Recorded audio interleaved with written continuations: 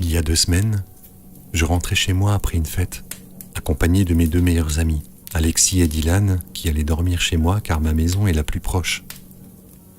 Ce soir-là, il était tard, quelque chose comme 4 ou 5 heures du matin, et une grosse pluie s'abattait sur toute la région. Je n'avais quasiment aucune visibilité. Mes essuie-glaces n'allaient pas assez vite pour enlever ces véritables torrents d'eau sur mon pare-brise. Je roulais vraiment très lentement, en utilisant les réverbères comme guide, et je me rendais compte que mes phares n'éclairaient quasiment rien. Les routes étaient vides durant cette partie de la nuit, et Alexis dormait à l'arrière de la voiture, pendant que Dylan me tenait compagnie en me parlant, en faisant de son mieux pour ne pas s'endormir. Nous sommes arrivés près d'un parc qui se trouve entre l'endroit de la fête et ma maison. Soudain, il y a eu un grand choc, et Dylan et moi avons tout de suite aperçu une femme tout habillée en blanc courir sur la route. Le bruit avait été tellement violent que j'étais sûr de l'avoir percuté. Ce fracas a même réveillé Alexis qui a sursauté et nous a demandé ce qui s'était passé. J'ai arrêté la voiture quelques mètres plus loin. Dylan et moi nous sommes sortis de là en utilisant nos iPhones comme lampe de poche pour chercher cette femme. Nous n'avons trouvé personne sous cette énorme pluie qui ne s'arrêtait pas. J'étais certain d'avoir percuté quelque chose ou quelqu'un à cause du vacarme que ça a fait. Mais en regardant autour de nous et sous la voiture, nous n'avons absolument rien trouvé. Nous sommes ensuite rentrés à la maison, un peu sonnés, un peu largués.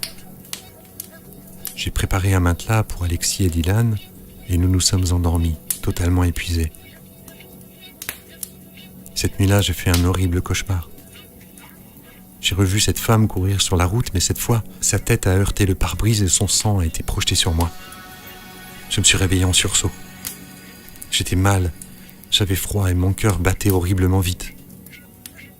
C'est à cet instant que j'ai vu Dylan près de moi en train d'essuyer des larmes.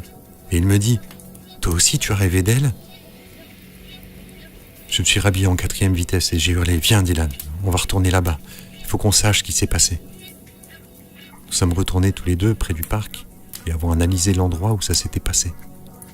Il n'y avait aucun dodan, il n'y avait aucun ralentisseur ou aucun trou dans la route, nous en sommes sûrs. Nous devions parler assez fort entre nous car 2 personnes âgées se sont approchées de nous. Ils nous ont dit qu'ils vivaient ici, dans la petite maison près du parc. Je leur ai expliqué ce qui s'était passé cette nuit et c'est là que j'ai vu le visage du vieil homme se crisper et il a baissé la tête. Puis, en nous fixant intensément, il nous dit que ce parc est hanté par une femme habillée tout de blanc et qui se serait fait percuter par une voiture. Après ça, nous sommes rentrés chez moi. En garant la voiture en face de la maison, je voyais Alexis à travers la fenêtre de la cuisine et il nous observait vraiment bizarrement. Quand nous sommes entrés chez moi, j'ai senti mon cœur tomber. Alexis me dit « Mec, c'était qui la fille avec vous ?» Nous lui avons demandé ce qu'il voulait dire par là et il nous a expliqué qu'il a vu une femme en blanc à l'arrière de la voiture. Oh, je n'avais qu'une envie, c'était d'aller dormir. Je voyais Alexis expliquer ce qu'il a vu à Dylan et je ne comprenais rien de tout ce qui nous arrivait. Je ne suis pas retourné au parc et d'ailleurs, je n'ai plus conduit ma voiture depuis cette nuit-là. Mais depuis 2 semaines, je rêve de cet accident et je me réveille à chaque fois avec la peur de ma vie.